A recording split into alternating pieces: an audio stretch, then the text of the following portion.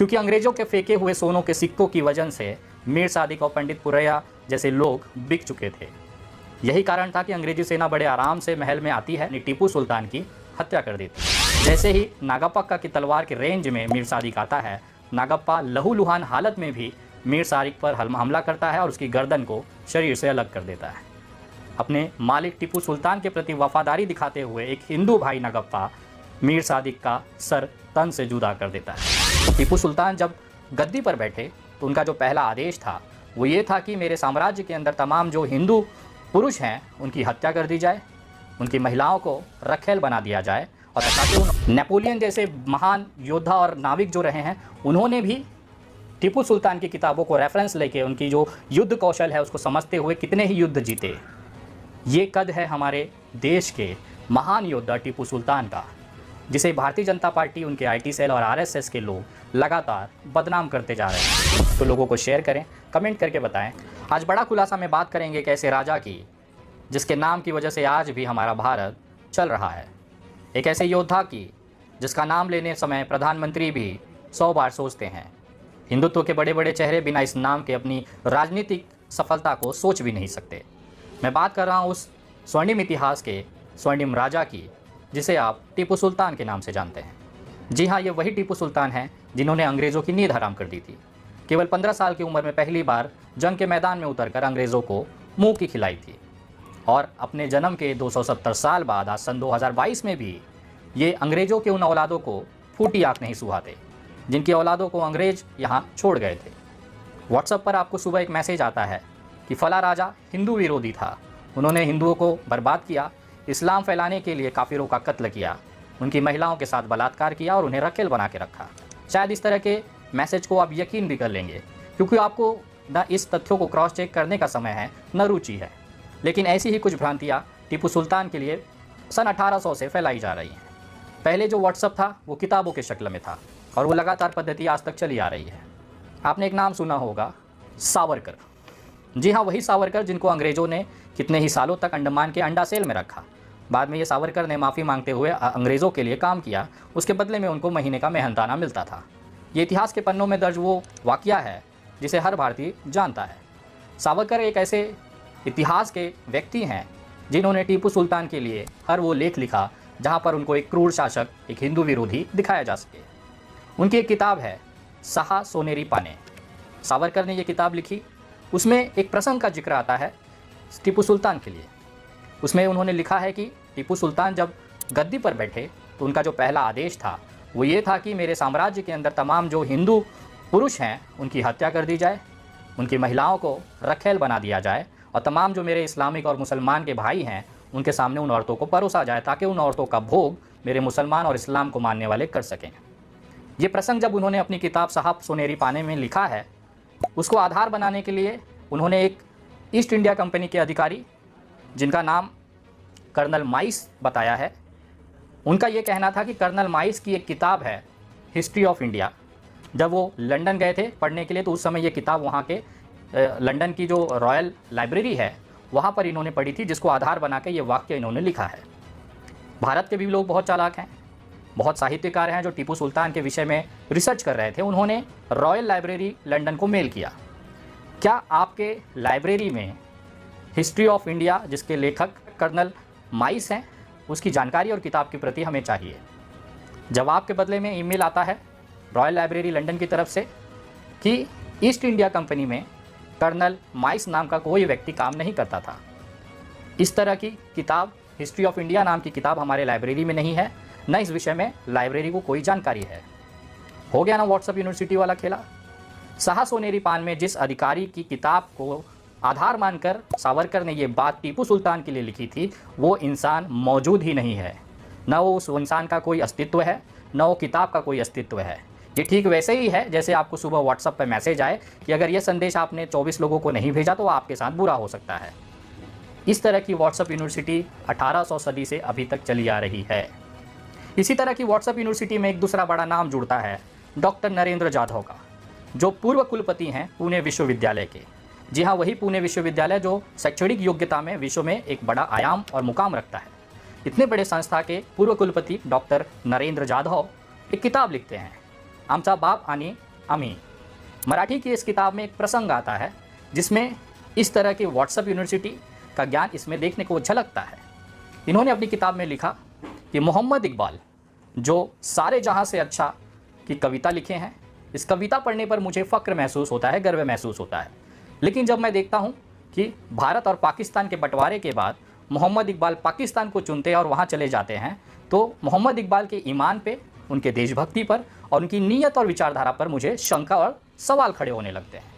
ये शब्द हैं डॉक्टर नरेंद्र जाधव के उनके किताब में। देखिए किस तरह से आपको गलत जानकारी आपको परोसी जाती है। आप तमाम लोगों को बताना चाहूँगा कि मोहम्मद इकबाल जिन्होंने सारे जहां से अच्छा की कविता लिखी है, वो मूलतः पाकिस्तान पे ही थे और उनका जो देहांत हुआ था सन 1938 में हो चुका। भारत और पाकिस्तान का बंटवारा 1947 में हुआ। डॉक्टर नरेंद्र जाधव जो इतने बड़े कुलपति के वाइस चांसलर रहे हैं, इतने बड़े विद्यापीठ के यूनिवर्सिटी के, उन्होंने किस तरह से गलत कोट करते हुए लोगों को मिसगाइड किया। जो इंसान 1938 में ही देहांत हो चुका है, मर चुका है, वो 1947 में पाकिस्तान को कैसे चून कर सकता है। 1938 में पाकिस्तान भारत का ही हिस्सा था और वो मूलतः हिंदुस्तान के थे। इसी के लिए उन्होंने सारे जहां से अच्छा हिंदुस्तान हमारा, ये जो कविता है उन्होंने लिखी थी। इस तरह के कुछ साहित्यकार आज भी हमारे यहाँ पर मौजूद हैं जिन्होंने लगातार टीपू सुल्तान को लेकर विवादित और आपत्तिजनक चीज़ें आप लोगों तक पहुँचाई हैं। इसी में एक नाम जुड़ता है ई लक्ष्मीपति, एक इतिहासकार, अपने आप को बताने वाला इंसान। बेंगलोर के टाइम्स ऑफ इंडिया जैसे प्रतिष्ठित अखबार के एक प्रेस कॉन्फ्रेंस में ये कहता है कि 1753 में 1753 सन में टीपू सुल्तान ने अंग्यार ब्राह्मणों की हज़ारों की संख्या में हत्या करवाई। इसी की वजह से अंग्यार ब्राह्मण आज भी काली दीपावली मनाते हैं। ये वो इतिहासकार हैं जिन्होंने लिखा, प्रेस कॉन्फ्रेंस के दौरान अपनी बात रखी कि 1753 में। लेकिन मैं आपको बताना चाहूँगा कि इसी तरह के इतिहासकारों की वजह से आज हमारे युवाओं को असली हकीकत नहीं पहुँच पा रही है। 1753 में हज़ारों अंग्यार ब्राह्मणों की हत्या करने वाला टीपू सुल्तान उस समय केवल 2 साल का था, क्योंकि टीपू सुल्तान की जो जन्म तारीख है वो है 1 दिसंबर 1751, 1751। 1751 में पैदा हुआ टीपू सुल्तान 1753 में हजारों अंग्यार या जो ब्राह्मण हैं उनकी हत्या कर देता है। यही कुछ ऐसे विवादित पोस्ट और कोट हैं जो सोशल मीडिया पर वायरल होते रहते हैं, जिसको देखते हुए बहुत सारे यूट्यूब चैनल अपनी रोजी रोटी के लिए टीपू सुल्तान को एक आक्रांतकारी, एक विवादित और बहुत ही दुष्ट नेता के तौर पर, दुष्ट राजा के तौर पर दिखाता है। ये तो हो गया आपको टीपू सुल्तान और व्हाट्सएप यूनिवर्सिटी की गलत जानकारियों के तथ्यों के बारे में। लेकिन आपको पता है कि टीपू सुल्तान से आज की भारतीय जनता पार्टी की जो पूरी सेना है वो क्यों चिढ़ती है? क्योंकि ये वाकया शुरू हुआ था हैदर अली से। हैदर अली एक सेना के सेनापति थे। उनके कार्यों की वजह से, उनकी जो शौर्य की वजह से उनको मैसूर राज्य का सुल्तान बना दिया गया। इसी सुल्तान के घर में 1 दिसंबर 1751 को जन्म लेते हैं टीपू सुल्तान। जब अंग्रेज़ भारत में बढ़ रहे थे उस समय हैदर अली जो कि मैसूर के सुल्तान थे, उन्होंने देश के अन्य राजाओं को, जिसमें नवाब, होलकर, शिंदे, तमाम लोगों को पत्र लिखा कि हम जो आपसी जो लड़ाई लड़ रहे हैं उसे हम बाद में निपट सकते हैं, पहले हमें अंग्रेज़ों से लड़कर इनको हमारे हिंदुस्तान से बाहर फेंकना होगा। हैदर अली की इस पत्र के बाद भी किसी राजा ने इनको जवाब नहीं दिया। आखिर हैदर अली की वो शंका हकीकत में बदल गई। पुणे पेशवाई को ख़त्म करने के लिए राघोबा पेशवा अंग्रेज़ों की मदद लेकर चढ़ाई कर देते हैं पुणे पेशवाई के ऊपर। उस समय नाना फडणवीस जो कि पुणे पेशवाई के मुखिया थे, उनको ये लगने लगा कि हैदर अली ने जो बात कही थी वो हकीकत है। इसके बाद नाना फडणवीस पूरे देश के तमाम राजाओं को पत्र लिखते हैं कि हमें हैदर अली के साथ अंग्रेज़ों का मुकाबला करना चाहिए। तमाम राजा मिलते हैं, बैठते हैं, रणनीति तय करते हैं। अलग अलग विभाग, अलग अलग राज्य बांट दिए जाते हैं कि किस इलाके में कौन राजा अंग्रेज़ों से लोहा लेगा। अंग्रेज लगातार आक्रामक होते जा रहे थे। उत्तर भारत उन्होंने कब्जा कर लिया था, दक्षिण की तरफ वो बढ़ रहे थे, लेकिन दक्षिण में एक मजबूत ढाल के तौर पर हैदर अली लगातार लड़ते रहे। जब युद्ध की घोषणा होती है तो उस समय मैदान में केवल हैदर अली ही एकमात्र ऐसे शासक थे जो अंग्रेज़ों से लड़ रहे थे। बाकी सारे शासकों ने पीछे बैठकर इस लड़ाई को देखने में ही अपना निर्णय लिया। हैदर अली ने बिना सोचे अकेले ही मैदान में अंग्रेज़ों के छक्के छुड़ाए। लेकिन 6 दिसंबर 1782 को हैदर अली की पीठ में जो कैंसर का जख्म था उसने अपना रंग दिखाया और काल ने हैदर अली को अपने बाहों में समेट लिया। 6 दिसंबर 1782 को कैंसर की वजह से हैदर अली की मृत्यु हो जाती है। उसके बाद इनके बेटे यानी कि टीपू सुल्तान सत्ता पे काबिज होते हैं। 31 वर्ष की उम्र का युवा मैसूर साम्राज्य का नया सुल्तान बनता है। लगातार 1700 छोटे युद्ध लड़ने के बाद 4 बड़े युद्ध उन्होंने लड़े, जिसमें से 3 में उनको सफलता मिली और जो चौथा मैसूर का युद्ध था उसमें विश्वासघात, धोखा और गद्दारी की वजह से उनकी हत्या हो जाती है। ये वाक़या है 1799 का। 4 मई 1799 का वो मनहूस दिन था जब अंग्रेज किले पर हमला करते हैं।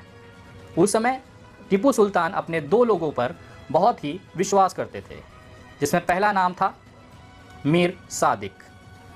मीर सादिक इनके साम्राज्य के प्रधानमंत्री हुआ करते थे, लेकिन कुछ पारिवारिक और आंतरिक मनमुटाव के कारण अंग्रेज़ों ने इन्हें खरीद लिया। मीर सादिक के अलावा एक ऐसा इंसान था जिस पे टीपू सुल्तान आंख बंद करके भरोसा करते थे। उनका नाम है पंडित पुरनैया। पंडित पुरनैया को मिसाइल की वो टेक्नोलॉजी आपको शायद बताना चाहूँगा कि इस विश्व के अंदर, भारत के अंदर टीपू सुल्तान पहले ऐसे योद्धा और राजा रहे हैं जिन्होंने इस तरह की मिसाइल्स का निर्माण कराया, क्योंकि वो बेहतर शासक के अलावा एक वैज्ञानिक भी थे, एक साहित्यकार भी थे, एक अर्थशास्त्री भी थे। बचपन से वो लगातार शिक्षा ग्रहण करते रहे, यहाँ तक कि फ्रांसीसी सेनाओं से उन्होंने ट्रेनिंग भी ली थी। इन तमाम अपनी योग्यताओं के आधार पर उन्होंने एक ऐसी मिसाइल तैयार की थी जो लंबी दूरी तक अपने शत्रुओं को घात कर सकती है। अलग अलग पन्नों में अलग अलग संख्या दी हुई है। किसी में ये कहा गया है किताब में कि टीपू सुल्तान ने 50,000 मिसाइलें, बंदूकें या उसको हथियार आप कह सकते हैं, उन्होंने पंडित पुरनैया को दिया। और कावेरी नदी के पास का जो इलाका था जहाँ से अंग्रेजी सेना इनके साम्राज्य में अंदर आ सकती थी, वो इलाका पंडित पुरनैया की सुरक्षा में दिया गया।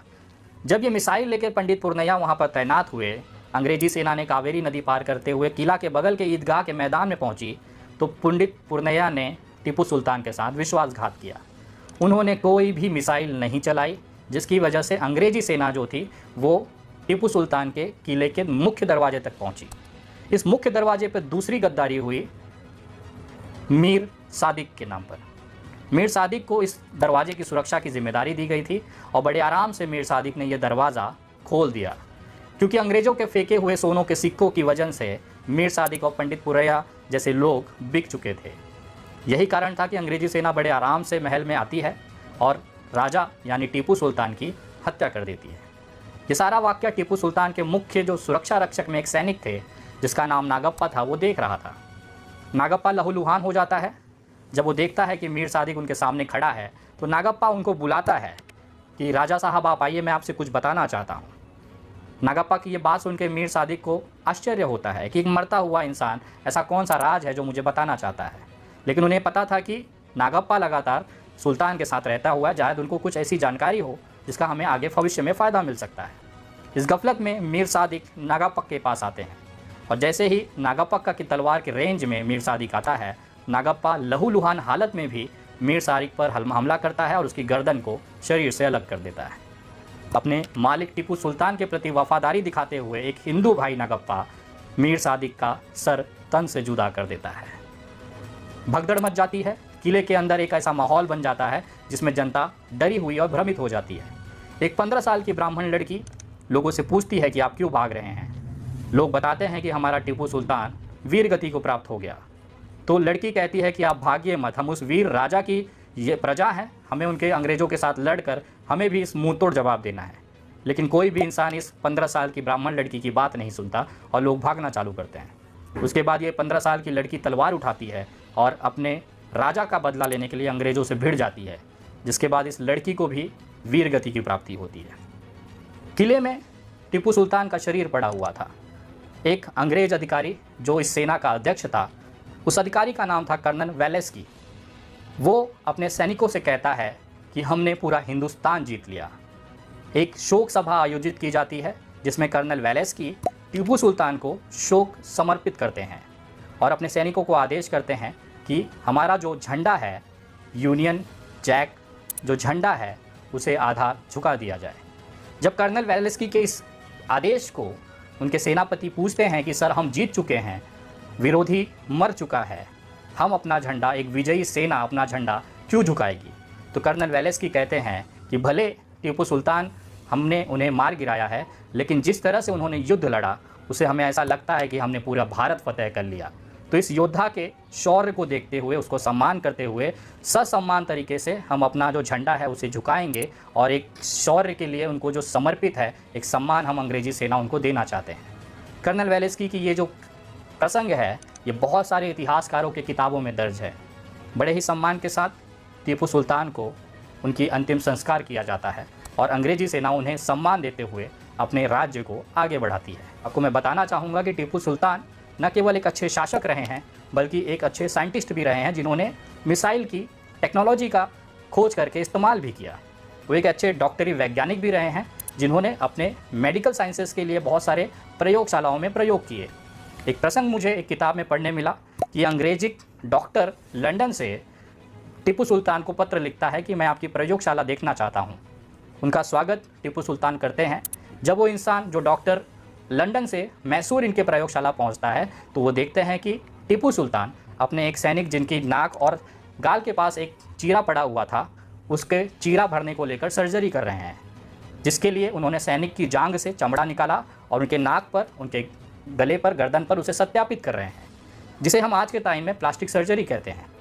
सोचिए टीपू सुल्तान का नॉलेज कितना बड़ा था कि 1780 के दौरान में वो प्लास्टिक सर्जरी जैसे ऑपरेशन कर रहे थे। सिर्फ यही नहीं, वो एक अच्छे साहित्यकार भी थे। अपने पूरे जीवन काल के 48 साल के जीवन में उन्होंने 48 किताबें लिखी। उनकी लाइब्रेरी में 3000 किताबों से ज़्यादा का कलेक्शन था। वीर गति प्राप्त होने के बाद अंग्रेज़ों ने वो सारी किताबों को पहले कोलकाता के सेंट विलियम फोर्ट यूनिवर्सिटी में ले गए, बाद में इन किताबों को ऑक्सफोर्ड और कैम्ब्रिज में शिफ्ट कर दिया गया। अगर आज आप गूगल करना चाहें तो टीपू सुल्तान लाइब्रेरी के नाम से लंदन के अंदर रॉयल लाइब्रेरी के अंदर एक सेक्शन बनाया गया है, जहां पर इन 3000 किताबों को संरक्षित करके रखा गया है।